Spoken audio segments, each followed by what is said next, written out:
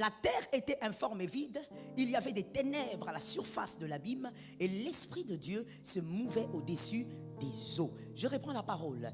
La terre était informe et vide, il y avait des ténèbres à la surface de l'abîme et l'Esprit de Dieu se mouvait au-dessus des eaux. Qu'est-ce qui était informe et vide? Ça tombe sur toi. La surface de l'abîme, elle était visible, n'est-ce pas? Et qu'est-ce qui se mouvait au-dessus des eaux? L'esprit. Écoute mon frère, même lorsque la chose est informe et vide, si l'esprit du Seigneur est en train de s'émouvoir, le soleil viendra, la lune viendra, la lumière arrivera. Est-ce que quelqu'un m'entend bien? Dieu ne va pas bâtir une chose avant qu'il ne puisse se mouvoir d'abord. Si tu vois Dieu bâtir quelque chose, c'est qu'il était déjà en train de se mouvoir. Lorsque tu dis, oh témoignage, mon frère, tu es en retard. Avant même que tu constates qu'il y a le témoignage, Dieu était en train de se mouvoir. Lorsque Dieu est capable de se mouvoir, c'est alors que la terre devient en forme. La terre a une forme normale. Dis à ton frère, lorsque Dieu est à un endroit, il bâtit. Donc en réalité mon frère, ici il est question d'abord de savoir si Dieu est là. Si c'est Dieu qui a parlé. Si Dieu est en train de se mouvoir. Si Dieu est en train de se mouvoir, ce que tu verras sera le témoignage. Là où il est capable de se mouvoir, attention, ne regarde pas en disant c'est informe et vide. Il y a quelqu'un là. Est-ce que quelqu'un m'entend très bien? Ça tombe sur toi qui comprends. Lorsque tu regardes une personne, arrête de dire écoute, moi j'ai l'impression que tu finiras l'année comme ça. Qui t'a dit? Même si c'est informe et vide, pose-toi la question qui est en train de se mouvoir là-bas. Ne regarde pas que ces relations humaines, il y a aussi une relation spirituelle avec quelqu'un. Il a un Dieu qui est en train de se mouvoir là où c'est informe et vide. Alors avant la fin de l'année, tu risques d'être surpris que la lumière soit. Ça tombe sur moi-même. Il y a quelqu'un qui n'a pas pris, ça tombe sur moi-même. Alors il faut faire attention. Voilà pourquoi nous les enfants de Dieu, nous ne fonctionnons pas par la vue. Nous fonctionnons par la foi. Est-ce que quelqu'un m'entend bien? Nous avons deux yeux, nous voyons, mais nous ne fonctionnons pas selon ces choses-là. Nous fonctionnons par les yeux de l'esprit, donc par la foi. C'est-à-dire, même si je te vois maintenant, informe et vide, je sais que tout peut arriver. Tout dépend de celui qui est en train de se mouvoir sur toi. Est-ce que quelqu'un reçoit? Est-ce que quelqu'un a mis ça dans sa vie? C'est une matinée de réception. Reçois ça par l'autorité de Jésus. Ça tombe sur ta famille au nom de Jésus. Ça tombe sur tes affaires au nom de Jésus. Ça tombe sur tes projets au nom de Jésus. Tu ne peux pas dire à quelqu'un, écoute, comme je te vois là, l'année est terminée, tu ne tomberas plus enceinte. Qui t'a dit?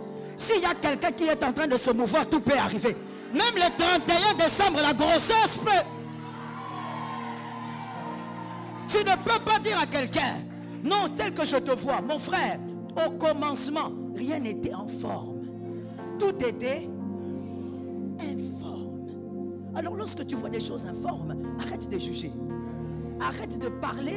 Arrête de décider sur les destinées des autres.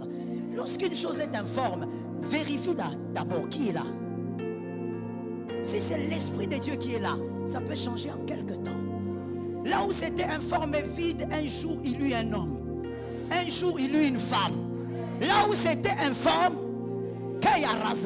quand c'est informe et vide, on n'imagine même pas certaines choses. On peut imaginer qu'il puisse avoir la lumière. Ça se limite là. Mais Dieu va au-delà de votre imagination.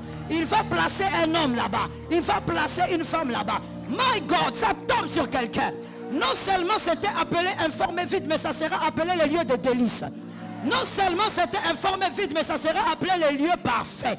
La Bible dit que c'était appelé le jardin d'Éden, c'est-à-dire lieu de délice. Il y a quelque temps c'était informe.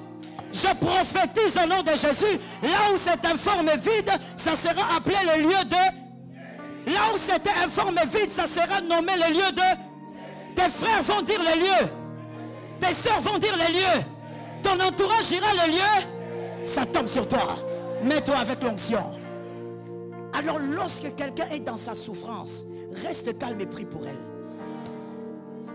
Prie pour lui calmement.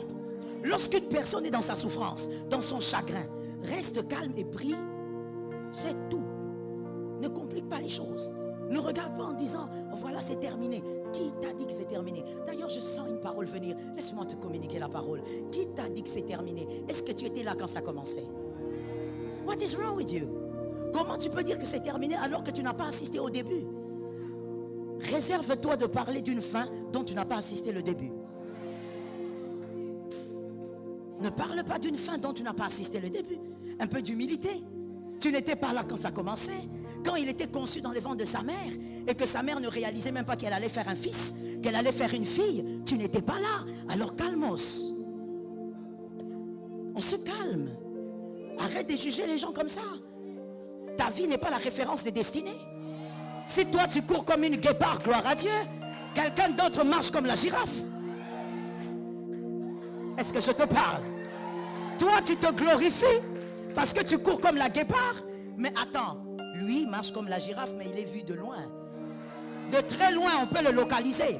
Est-ce que quelqu'un connaît la girafe ici? J'ai l'impression qu'il y a des gens qui ne connaissent pas la girafe. Est-ce que tu connais la girafe? Tu es la guépard, c'est bon. Tu es très rapide, mais on ne peut pas te voir au loin.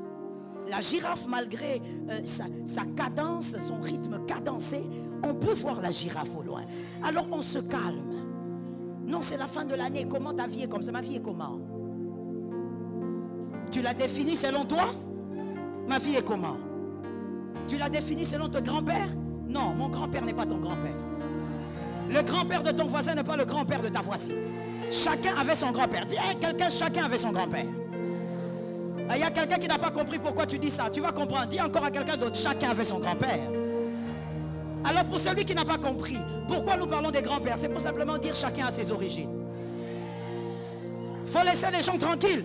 Chacun a ses origines. Et donc chacun a son rythme dans la vie. Nous n'avons pas la même démarche même quand on est des jumeaux. Ça tombe sur toi. Je dis donc à quelqu'un, il va le faire. Christ va le faire. Il fera ce qu'il a dit. Mais vérifie vraiment que c'est Christ qui a dit. Sois sûr que tu n'es pas dans l'envie. Sois sûr que tu n'es pas dans la convoitise. Car Dieu ne fait pas ce que vous voulez. Il fait ce que lui a décidé pour vous amener dans sa volonté. Ça tombe sur toi. Même lorsque Dieu compatit, vous avez un chagrin, vous vivez des situations compliquées. Lorsque Dieu compatit, il ne compatit pas que pour vous consoler. Dieu compatit pour vous consoler qui mène vers sa volonté. Cette consolation doit vous mener vers sa volonté. Que l'Éternel le fasse pour toi. Dieu ne fait pas ce que tu voudrais qu'il fasse. Dieu fait ce qu'il a prévu de faire.